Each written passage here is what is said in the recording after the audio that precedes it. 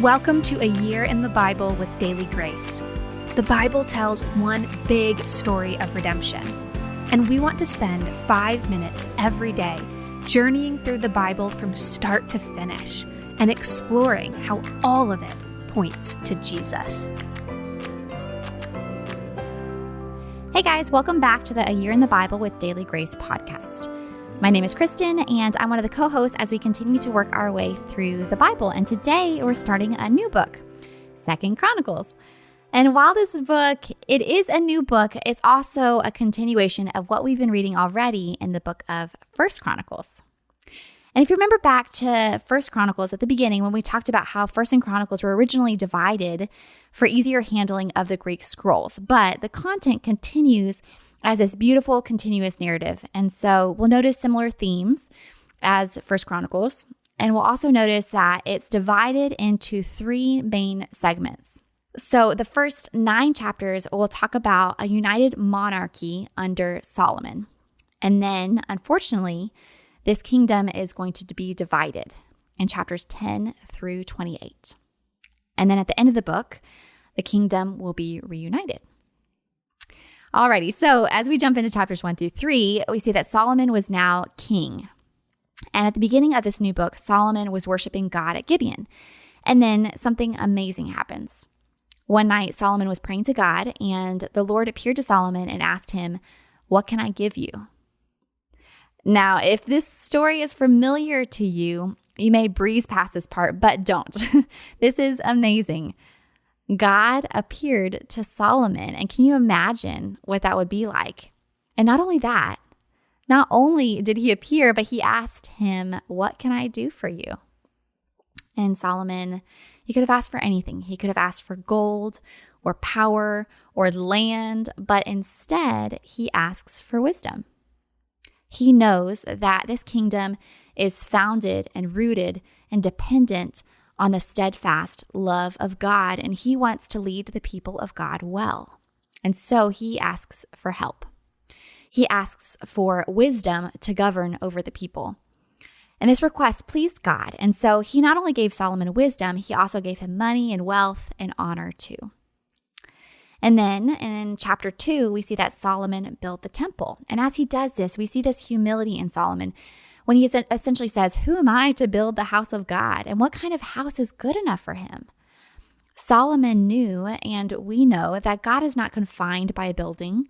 This temple was meant to worship God, but also to point to this greater reality, a small picture about the greatness of God. And Solomon was humbled by this great task. And so he writes to a nearby king, the king of Tyre, and asks for men and material. And this king responds, get this, "Because the Lord loves his people, he has made you king over them." And he said, "I'll send skilled men and materials." Isn't that amazing? This neighboring king sees God's love for his people, and he provides for the building of the temple. And then in chapter 3, Solomon and his men build the temple, and it's filled with gold and the most beautiful of materials. And it also amazingly is built at Mount Moriah, where Abraham had gone to sacrifice Isaac, if you remember back with the story in Genesis 22. And the temple was this place where sacrifices for sin were to be made. And the fact that this detail is mentioned, that we're remembering Abraham and Isaac, reminds us of this, that Christ, who was the only Son of God, is the perfect sacrifice for sin. He is the only Son of God, the one who came to take on all the sins of the world. And while this physical temple that Solomon built was beautiful and it was honored by God, one day it would be destroyed. Christ's perfect sacrifice for sin is the only sacrifice that remains forever. And now, moving on to application, there are a couple of ways that we could practically apply these chapters. For example, when we think about Solomon asking for wisdom in chapter 1, it reminds us to think about what really matters. In light of eternity, does the kind of car I drive really matter that much? Or the brand of shoes I wear? No. Only that what is done for the Lord will last. Am I praying for wisdom as I love my husband and my kids, as I serve within my local church, as I love my neighbors? Or am I trying to do it on my own?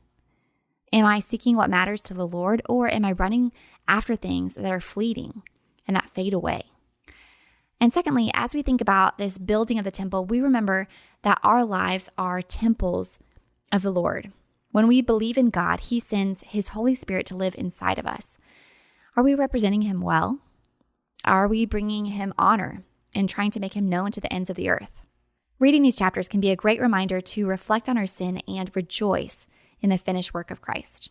None of us is good enough on our own to earn God's favor. We need the perfect finished work of Christ. And this should lead us to worship Him and rest confidently in His steadfast love for us, that loved us while we were still sinners and adopted us into His eternal kingdom. So that's it for today's podcast, but you can find out more information about the podcast at dailygracepodcast.com, or you can follow us on Instagram at The Daily Grace Co. or Daily Grace Podcast. You can also find more resources, such as our free reading plan, at the Daily Grace Co. website. Thanks for tuning in, and we'll talk more with you tomorrow.